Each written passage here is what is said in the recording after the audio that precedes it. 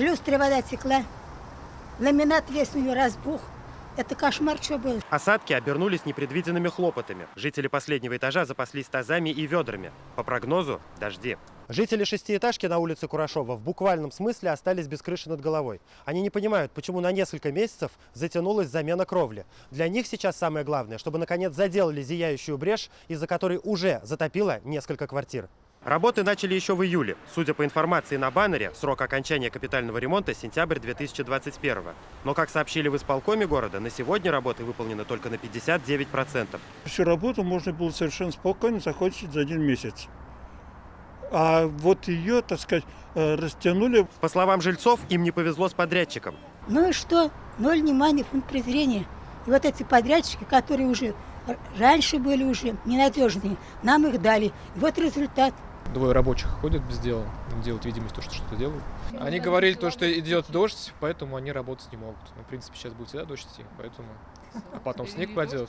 В прокуратуре мы были, в госжилинспекции мы были. Ну, что мы еще можем сделать? Я не знаю просто.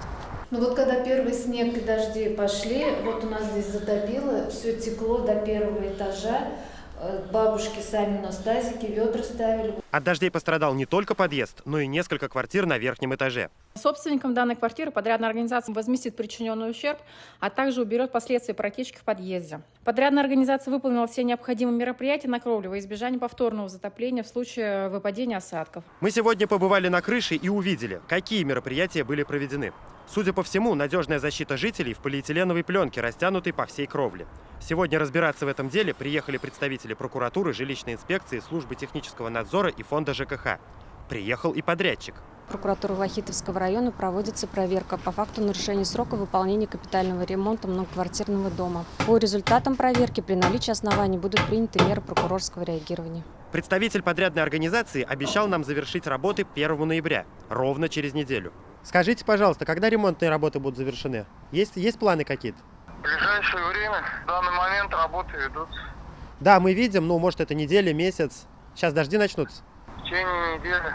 Но как они собираются сделать за неделю то, что не успели за 4 месяца, вопрос открытый. Тагир Валиди, Алмаз Зиадинов, ТНВ, Казань. Закажи рекламу на ТНВ. Телефон в Казани 5 705 100.